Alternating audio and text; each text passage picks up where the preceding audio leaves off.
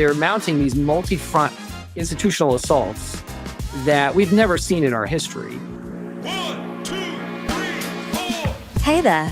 Welcome to the Small Business Black Holes podcast with Alan Pence, where we help you navigate today's chaos with precision. Your host, Alan Pence, has 25 years of experience working in business and government, and he knows how the old rules have fallen apart. Each episode, we'll explore how to thrive in this new landscape by mastering the small business black holes while everyone else is still figuring them out. Let's dive in. We're back, and today we have a very special guest, Professor Matt Green. He is a political science scholar at Catholic University, an expert on the Congress and particularly the speakership.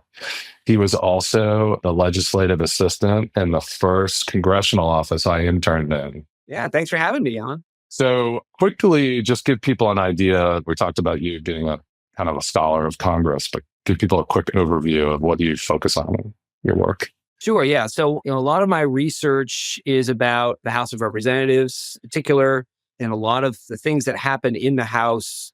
Yes, leadership. So I've studied the speakership, but also party leadership in general, how leaders are chosen, the decisions they make, parties also, what's happening not only between parties, but also the dynamics within parties, factions and so forth. And I've also studied elections and some historical work too about how Congress has changed over time. So why is it all screwed up? What's the reason? Like, come on, what's going on? No, give us an idea, like how you've seen. I'm kind of interested, obviously both of us worked in Congress back in the 90s.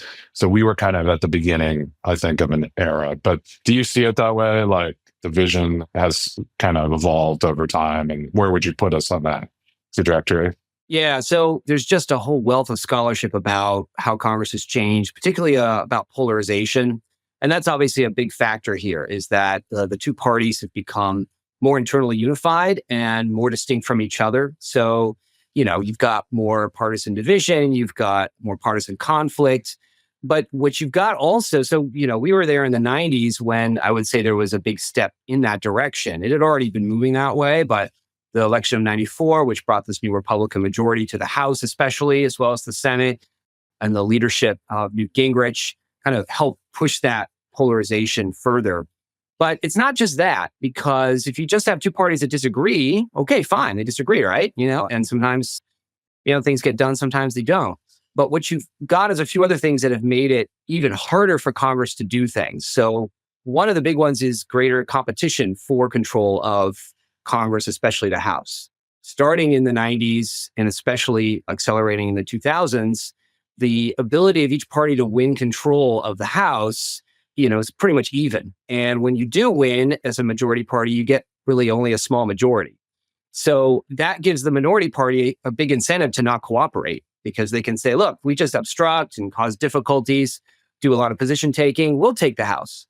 So each party, of course, is forgetting that, once you're in the majority in that situation, it's hard to do things, but they really want power. Understandably, that's sort of the incentive structure.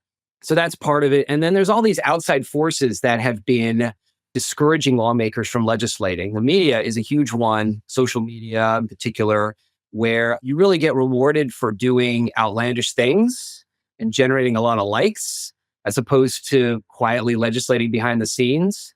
So there's other things, but those are some of the big forces that have been moving Congress away from a legislative role and more of a highly competitive position-taking role. Yeah, that's a fascinating way to put it, right? So I want to go into that more, but you did say about this, it motivates individual members to take, highly polarized or attention-seeking, attention-getting sort of positions.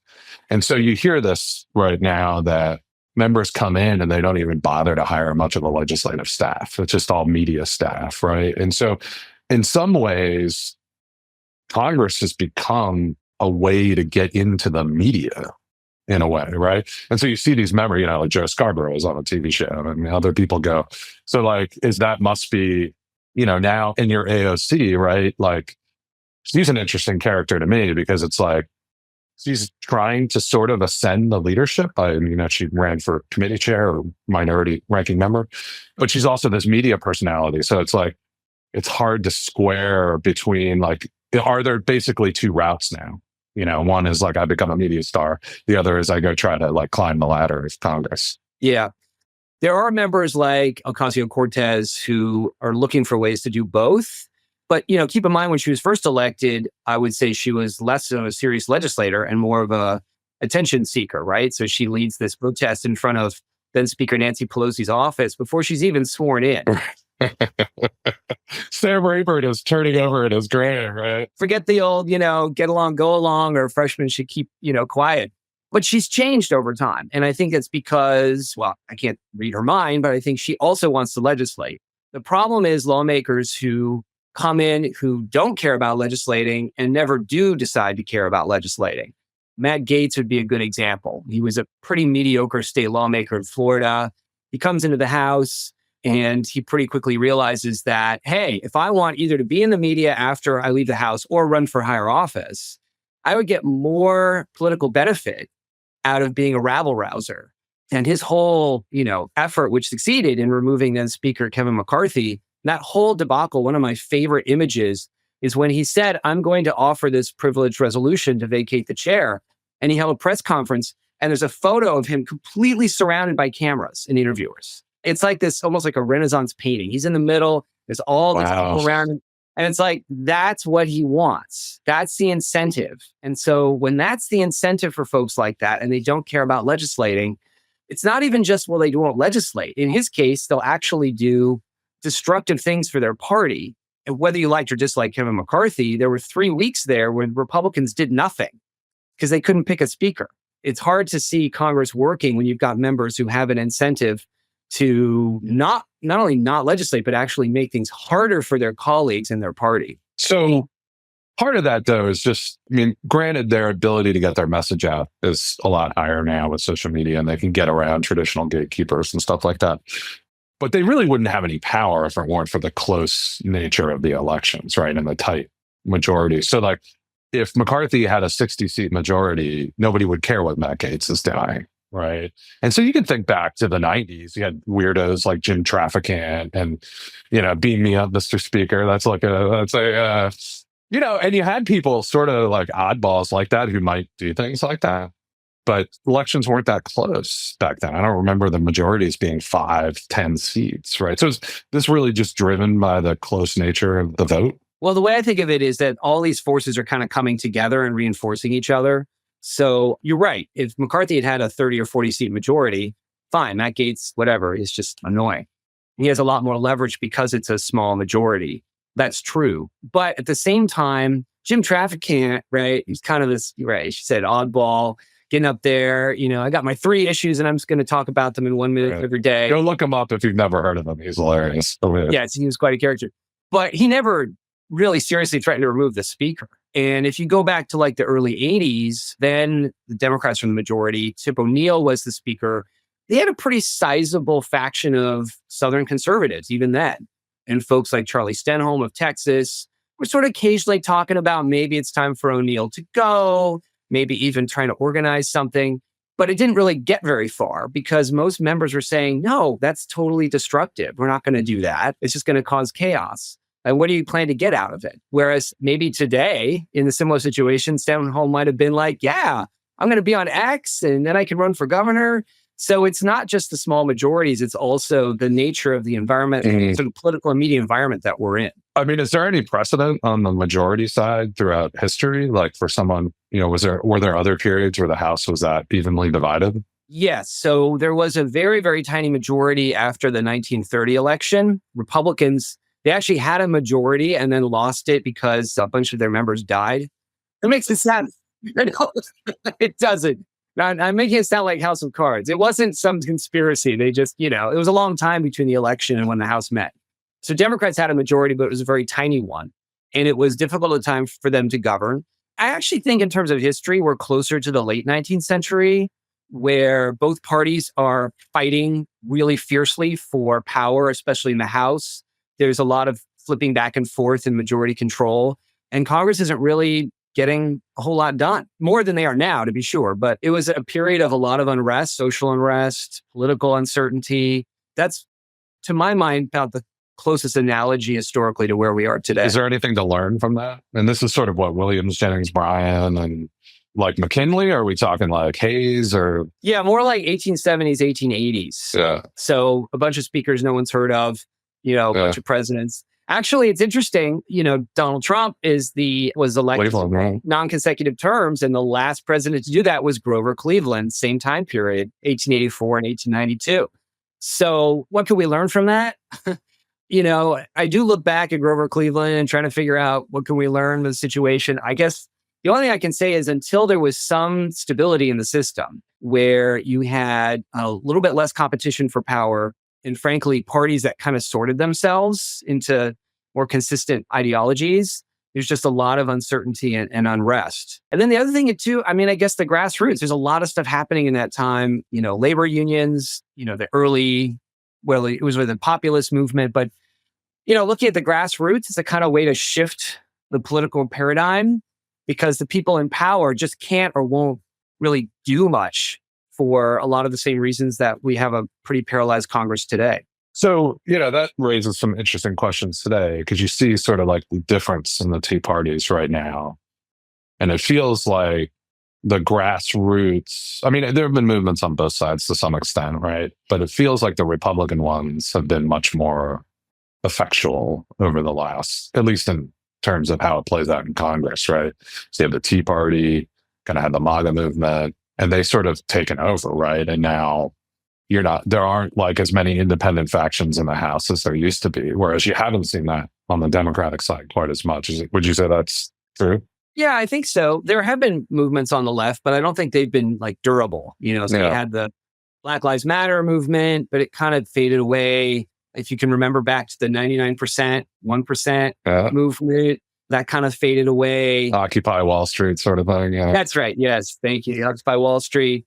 And even MAGA isn't really, I wouldn't call it a grassroots movement. The Tea Party, though, I was very skeptical of it because it didn't seem organized, but that proved to be its strength. And that not only brought a lot of Republicans to Congress in 2010 who were deeply skeptical, not only of big government or federal government, but even like working with other folks they disagree with. That really sent a big signal, I think, to House Republicans that, hey, this is where our base is. And that can have a durable effect on how a party, views its voters and what they can do and what they've been given authority to do. Whereas, Democrats, you're right. It seems like, they have these sort of wave elections like 2006 and, this reaction to the Republicans 2018, but they don't seem to be as durable or supported by this kind of broad-based grassroots movement to shift the party. Yeah. And you hear right now people talking about the beginnings of some kind of like blue Tea Party movement, right? How, in response to the cuts and firings in DC. And it is very preliminary, right? So these are, maybe this is wishful thinking on a lot of people's part.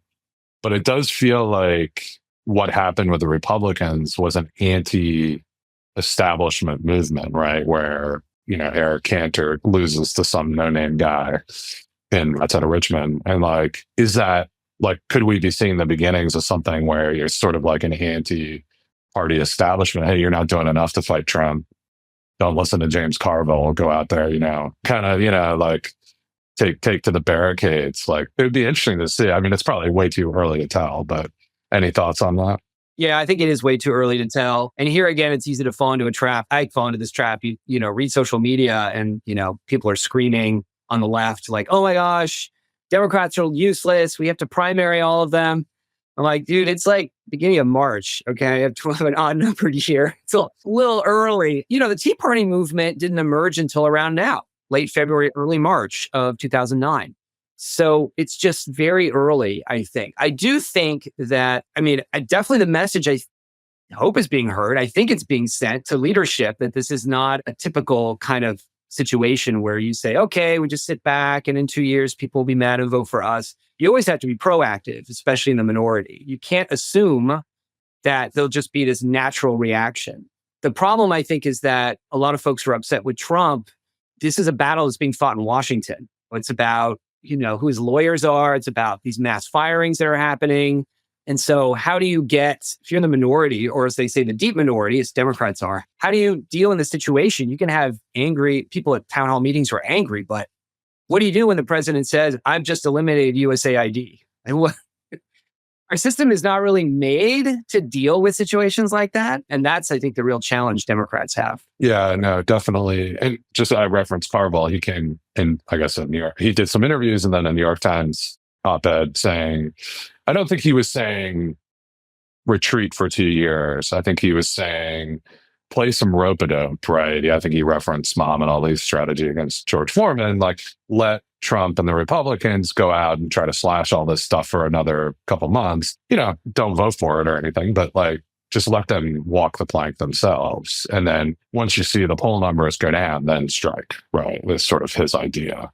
Any sense from you on, I don't know if you get into like the game theory of politics there, but what do you think about his strategy overall? Well, I think there's a lot of wisdom to it. And before Trump was sworn in, I would have been with that 100% because, again, Democrats are in the deep minority. They can't do much anyway. And when you have a party that's the majority, one of the best things to do in the minority is make sure everyone knows who the majority is. So the blame, or it can be credit, right? There's a risk. But if things go bad, go sour, then the blame rests with that party. But again, the problem here is it's not that Trump is saying, it's not just, I want to increase tariffs, right? Which is, if that actually happens, will probably have a pretty negative economic effect. And it's not even, I want to shrink the size of government, or even I want to deregulate the news. The last story I saw, I want to make it easier to cut trees and national forests. It's that they're literally trying to expand the power of the presidency. And it's not only costing people jobs, it's also potentially restructuring our whole constitutional regime. I don't think that like sitting back and waiting to see what happens is necessarily the right approach. Oh, well, people are mad. They'll vote for us in 2026. But of course, now we have this elected dictatorship. Oh, well, you know what I mean? So that's the promise. Trump and these Project 2025 people, I assume, are behind this, are really just pushing the boundaries in all directions. They're mounting these multi-front institutional assaults that we've never seen in our history. And that's where the rope-a-dope, the danger with that, if nothing else, is that the base will get mad. Yeah. As they already are. And then they might start primarying incumbent Democrats. So I think you've got to do more than just say, wait till 2026 or even let the poll numbers go down. I think Democrats are looking for something. And those of us who care about our constitutional system want to see more happening here to ensure we have checks and balances. Yeah. And to your point, don't forget, the Tea Party probably cost the Republicans the majority in the Senate or the House a couple of times, or at least by poor candidate selection. I believe at least one of those Senate, times they would have probably had the majority. So probably the Tea Party was like I don't know, it's hard to say, right? Because a lot of grassroots energy is helpful, but also like when you start nominating unelectable candidates, doesn't help you. So I don't know, like I'd be curious to hear Mitch McConnell's like overall take, like from 10 years, like was it net positive or net negative? I would assume he's going to say net negative, right? Yeah, candidate selection is an important part of it. So you want to channel that anger and frustration if you've got it in your base, right? And not just let it run free. I think that the young guns in the House, who are now all gone, McCarthy was one, Ryan was another. McCarthy was the person doing campaign recruitment. He just saw it as like, great, these guys will vote for us. And so here we go. What you need is more like a Rahm Emanuel saying, okay, let's get a good candidate who can win a primary and a general, and can be a channel for that grassroots anger. So again, this is why you don't just sit back, because a Tea Party on the left could nominate, I won't name names, but some of these folks were like, oh, you're kidding me. Really? That was your choice? You got to try to way to channel it so that you get good, smart campaigners and candidates, I should say, who are nominated by your base. So let's flip it a bit. Like if you're in the majority now, do you think the strategy they're undertaking, at least in the House, in the Senate, do you think it's a good strategy to go what they want? Well, there's a lot of things they're trying to do, right? But it's flooding the zone and just, going for everything you can at once. To some extent, I think there's a risk, right, that you don't do any of it legislatively, really. So then it's all subject to being overturned very quickly by a court ruling and then an executive order in 4 years, right? So that's the risk. You're talking about like the Trump White House, what they're doing? Yeah, just like in general, like let's take Johnson, right? He's got a 1 seat right now, maybe, I don't know, what is it overall? 3 to 4 if they're stacked up. Yeah. So what do you think his strategy is going forward right now? I mean, you were facing like potential shutdown in a couple of weeks. This will probably come out, next week. So it'll be very shortly after that. And then you got debt ceiling by June, something like that. And a reconciliation bill with 1 to 2 to 3 seats, depending on the timing. Yeah. I mean, if I could read his mind, then I'd answer the question accurately. But my guess would be he's motivated by 2 things. One, well, actually, in the end, it's all fear. Okay. Part of it is fear of 2026. I don't see how Republicans are going to expand or even keep their majority in the House. It's like 80-something% of the time, the president's party loses seats in midterms. And he only has to lose 3 or 4 seats, and boom, his majority's gone.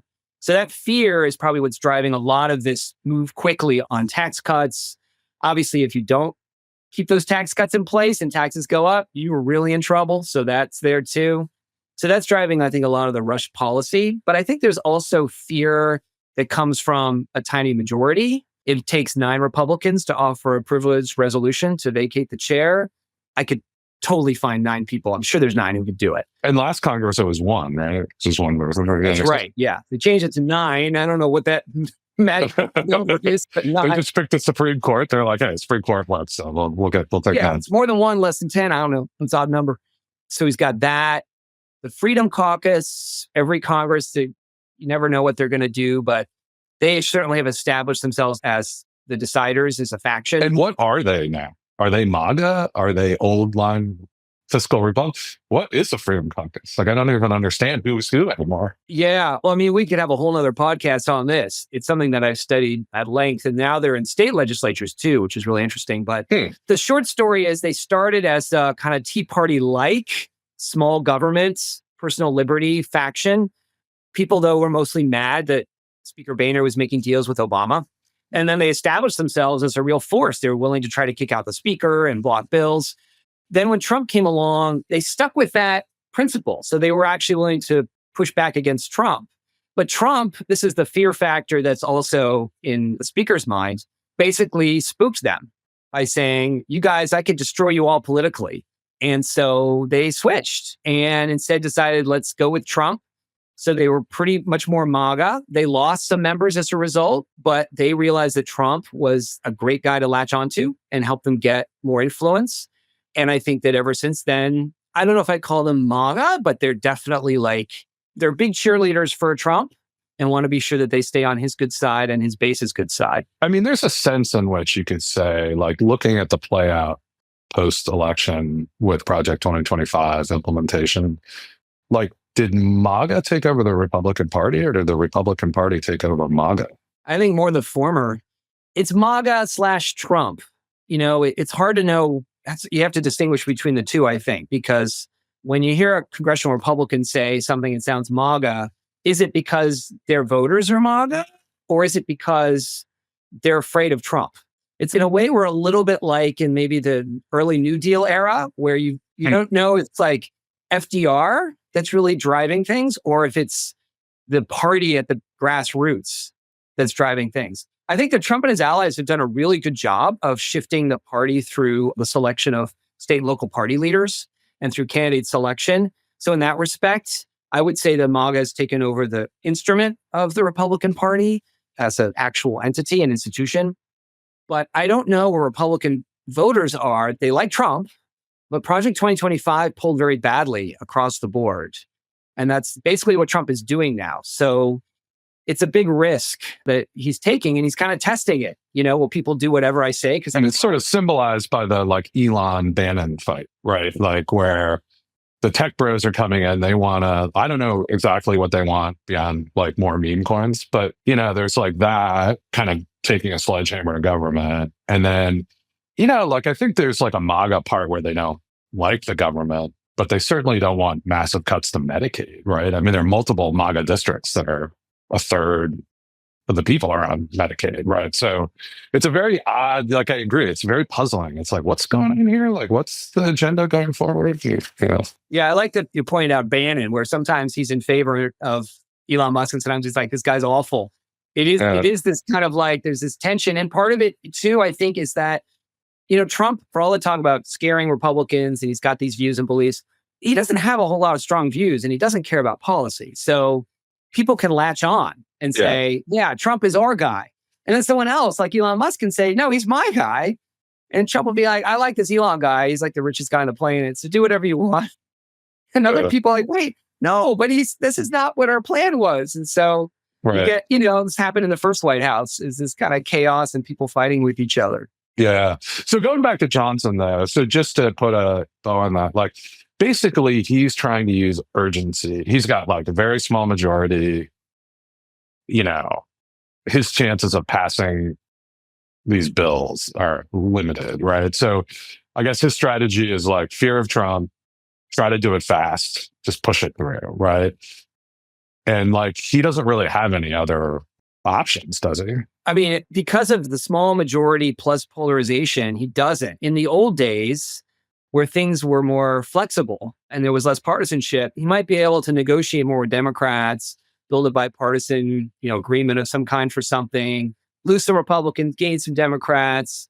But this emphasis that you have to only work with your party on high profile issues, ideologues love it, but leaders, it totally constrains them. And I think Trump is making things even worse, because if he hadn't done all this crazy stuff, maybe some Democrats would be like, oh, I don't want to cross Trump. But now it's like, I will never do anything that Trump wants, ever. So really the optimal strategy, like I sort of outlined, was Johnson should have done whatever deal he had to do to get a full year omnibus or CR or whatever, plus a debt ceiling increase before the new Congress started, right? Because now they've shown all these cards and gone really hardcore, and they're kind of basically forcing the Democrats not to vote with them. It's like a very stark challenge, right? So they could have had like a whole year, basically, and been able to do whatever they wanted with very few checks.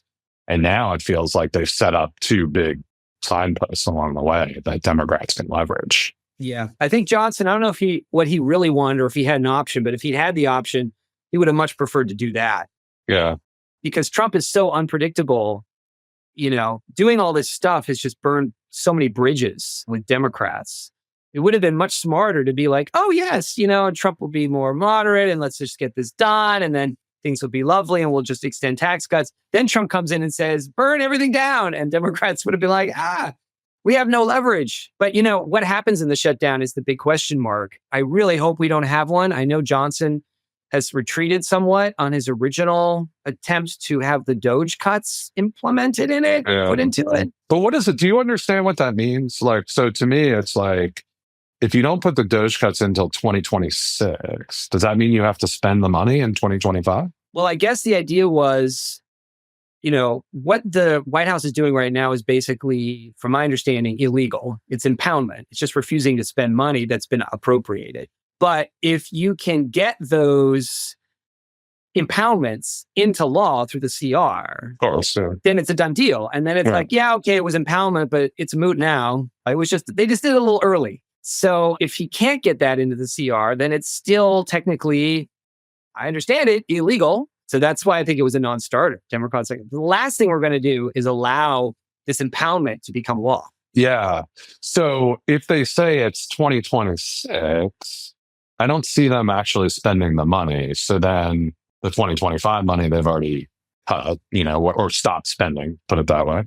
And if they can only codify that in 2026, that means that they've impounded in 2025. And that would go to the Supreme Court, no question, right? I mean, it would go through the courts. I don't know what the Supreme Court would do. They might just refuse to. If the last court says it's illegal, the court might not want to hear it. But yeah, it's going to go through the. But effectively, they would either rule on it or endorse its impoundment, right?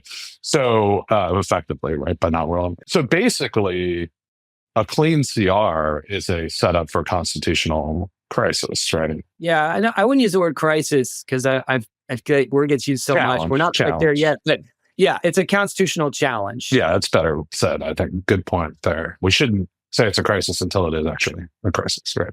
So that seems like playing with fire. And I guess maybe when you don't have a lot of options, you're just looking for a life preserver, right? So you kind of get the sense of, I feel for Johnson. I mean, he is in a crappy spot. And then like, he takes the blame for everything, right? Like it's always his fault. So he's just some drowning guy, like looking for a life preserver. So he's just trying to survive a few more months. And maybe the constitutional challenge is like, hey, that's better than just having the whole thing melt down, right?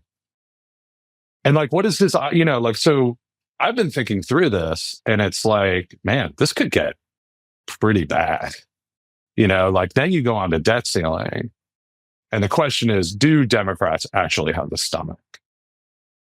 And that's when I think you'd see this grassroots movement really holding their feet to the fire. And I just don't see Republicans saying, hey, we're going to shut down Doge. I don't see that. So what happens, I mean, Matt, tell us what's going to happen. I don't know, man. Every day is an adventure. The best I can do is try to like put it in historical perspective and think about what it is that Trump is trying to do and what Johnson is trying to do. But we are in uncharted territory here. And I mean, I don't know what the court's going to do. I don't know what Elon Musk is going to do. That guy is so erratic. Who knows? And you say the Republicans wouldn't go against Doge, but they're the ones hearing from their constituents about these funding freezes, long lines in parks. You can see some of them starting to express various degrees of displeasure. Well, I heard over the weekend, like people in the Eastern Shore, any business district, very kind of MAGA, conservative Republican, they're not putting seed in the ground potentially because of USAID cuts on farms. Right now, that's rumor, that's hearsay, right? But like, I think that's starting to bubble up, and that's got to be happening in Kansas, Nebraska, obviously Iowa, all these places, right? Absolutely. Senator Grassley, right before Trump decided to suspend his tariffs on Canada for a month, he posted on X, please don't put these tariffs in because 80% of our potash or fertilizer comes from Canada. That's going to kill our farmers. And, people are like, well, do more than just post it on X, dude. Like, call the White House. No, that's where you go to figure out what's going to happen as you go to X, right? See what the bots tell you. That's better than writing a letter to the White House, right?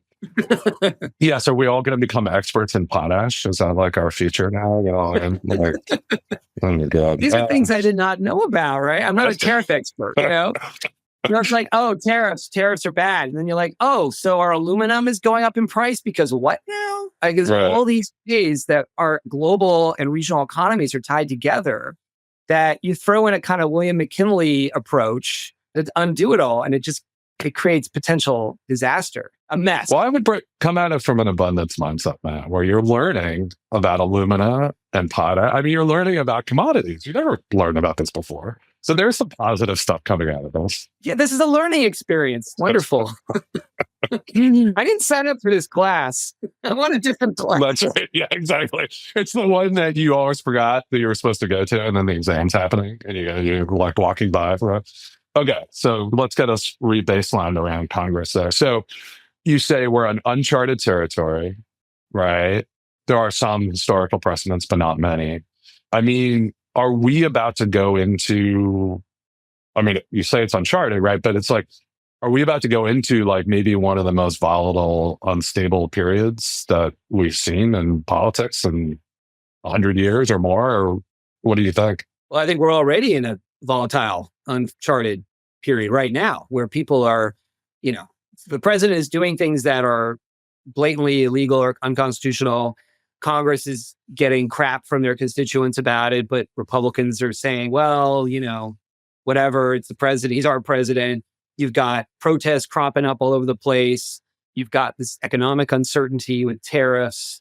We are in a volatile moment. I think when you're in those moments, though, it's really hard to know how much worse it's going to get, how long it's going to be. We think in terms of stories. Our brains are wired in terms of stories. So when we look at history, we think, well, this bad thing happened, but then it was resolved this way. Right. And we forget that at the moment, no one knows how it's going to turn out. So when Nixon was impounding funds, 1972 or 73, it was 2 years before it was resolved against him. And that's just one thing. Trump is doing that times like 100. So frankly, a lot's going to depend on voters. Like you said, public opinion. Trump doesn't care too much about it, but Republicans do. I think a lot is going to depend on the courts and what judges are saying. Obviously, there's talk whether Trump would follow what judges say, but let's assume he does. And then kind of where this whole plays out with I think the Republican Party, frankly. I mean, I can see the Democratic Party doing the status quo thing and winning seats, losing seats, but the Republican Party has moved in this direction with Trump that if they stay in that direction, they are a fundamentally different party than anything that they've been. They're closest to like the southern wing of the Democratic Party, which is sort of autocratic and parochial. That wing just never really had power except for under Woodrow Wilson. So what's going to happen? I'm throwing a lot of things out there. I'm just saying there's a lot going on in my mind and trying to figure out what's going to happen. And I just think at this point, it's impossible to say. There are two historic things I want to hit there on impoundment and the Wilson thing, but let's finish. That's a little bit of a rabbit hole. So could you see in the 30,000 foot view? I mean, this could play out in a million ways, right? But like in some ways, it might result in a reduction in presidential power, right? So you already hear people like, hey, I want to take away some emergency powers. I want to constrain. I mean, in this fight, in the end, if the Supreme Court stands and elections are lost, I could definitely see this weakening the presidency in the long term. That would depend. I think that's contingent on assuming Republicans don't feel like they need to switch gears, like they're just going to support this model of presidential politics. Then that would depend on Democrats having a majority in the Senate, a durable one, strategic vacancies or vacancies in the Supreme Court that they fill strategically, and not judges that have a position on Dobbs or abortion, but ones that have a position on the power of Congress so that you can eventually get decisions that say Congress, it has the power to do X, Y, Z. And then, of course, the election of presidents who will not only nominate judges like that, but would agree to legislation passed by Congress that limits their authority. But there's legislation that gives the president emergency powers with tariffs, right? That can be removed. I mean, tariffs are congressionally in the Constitution, congressional power. So, and like you could look at like things like the War Powers Act or other, which is actually interestingly not really relevant here. But there are a bunch of these emergency powers I could see Congress with a majority, and I agree, the Senate's the barrier, right?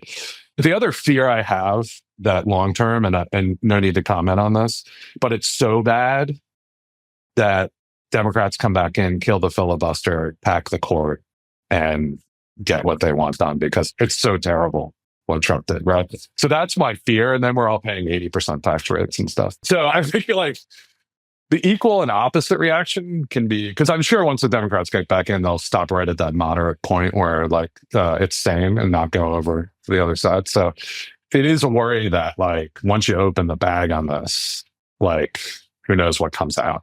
So I won't make a comment on that. No, I agree. But we've been delegating powers to the president for like 80 years now. Yeah. And presidents of both parties like it. So you can undo these things, but you got to have a president who doesn't veto them. Right, exactly. It's really hard. Joe Biden, no, I'm in the Senate, blah, blah. Oh, I'm president now. Wait a minute. I like these powers. Yeah, I know. No, you're right. Yeah, I think it would have to be something where maybe the Democrats do something with the filibuster and the court back in service of the president's power. But I agree that usually it's the president who's running the party, right? They've gotten the votes. So those people are going to kind of fall in line with them.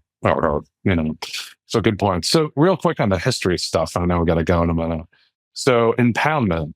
So I haven't studied at all, but this was a 2-year process. So it was really an act of Congress, the Impoundment Act, that made it illegal, or was it also court-centered? It was both. So Nixon was sort of impounding here and there, and then lower court judges would strike him down, and then he would say fine, and he'd impound somewhere else.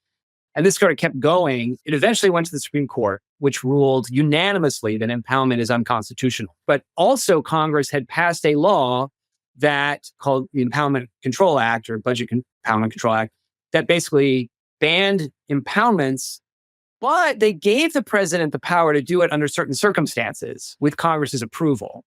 And Nixon signed it into law because he was so busy dealing with Watergate, he didn't really have, much else to deal with, fight that battle. But that law actually gives the president more power. And that's the thing about what Trump is doing, right? If he had just looked at the law, he probably could have gotten a good amount of this done by saying, I'm impounding this for this reason. And Congress was not going to override it.